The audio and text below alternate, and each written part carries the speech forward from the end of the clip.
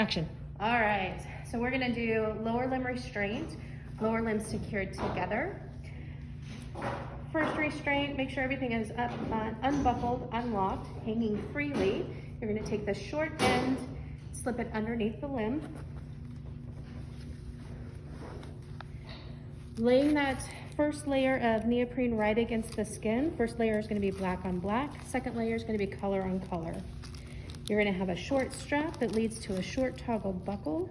You're gonna slide that right along the bottom. If you're meeting with any resistance, likely you are catching some of that locking mechanism on the inside of that buckle that is along the top.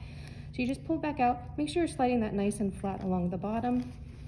Should slide through pretty freely. And then from here, get your thumbs and fingers underneath that buckle to secure it down. No chest compressions on the top of that restraint. Try to avoid squeezing the patient's limb. All of that is going to be uncomfortable to them. Second side, just like the first.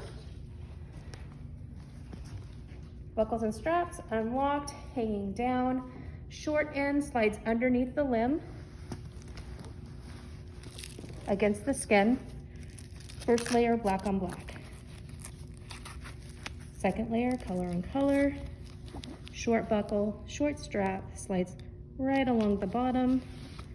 Again, thumbs and fingertips underneath that buckle. Listen for the click. And now you're gonna attach to the opposite side. You're gonna take side one. So make sure you're working with these independent. You're gonna complete side one. Then you're gonna go to side two to make sure you have enough strap. The buckle and strap get reoriented to the center. And together, slide underneath the opposite leg. The buckle and strap from the opposite limb get reoriented to the center. And then you're gonna split these so it essentially creates a Y. The top side of the Y is gonna go above the opposite buckle and strap. The bottom side of that Y is gonna go below. So in the center, just to clarify, we have these two straps that are at a Y. We have these two straps that are together so that they're interlocked. Yes.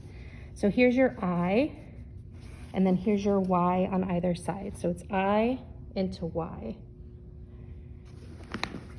And then as you create tension there, then it's going to prevent those, the patient from being able to sort of wiggle their legs sort of around those straps. The other technique, sort of trick to ensure that you end up with enough strap length, is to work first on one side, make sure that's attached and secured before you go to the other side. When you do that,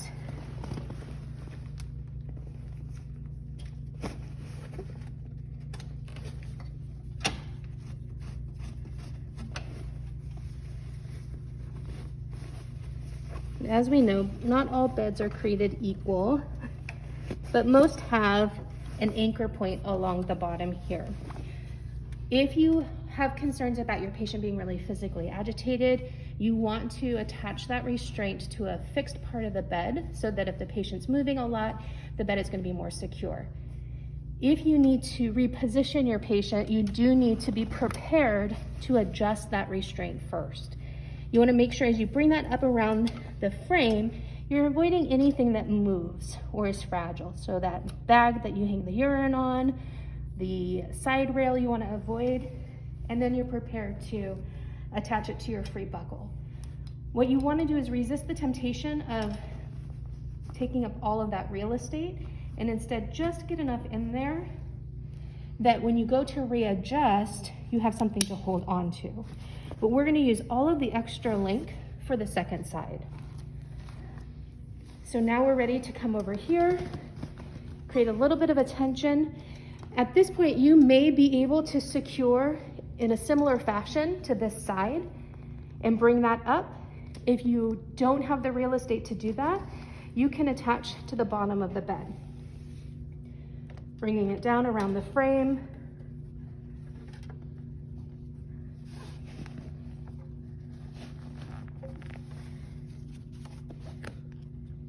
Again, sliding along the bottom part of that free buckle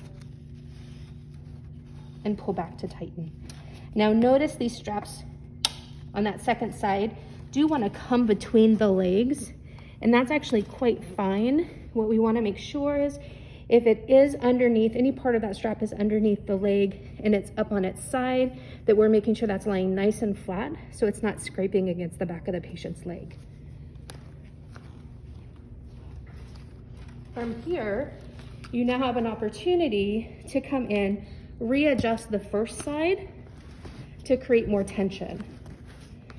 So if you pull that back as if you're cinching a saddle, you can make that tighter. It doesn't make the restraint necessarily tighter, but it does create tension, so the patient will feel some pull against the restraint, but it shouldn't feel any tighter. And so that is now secure. Haley, if you'll go ahead and give a demonstration about how much you can move. Okay, good. I'm gonna pause now, we can do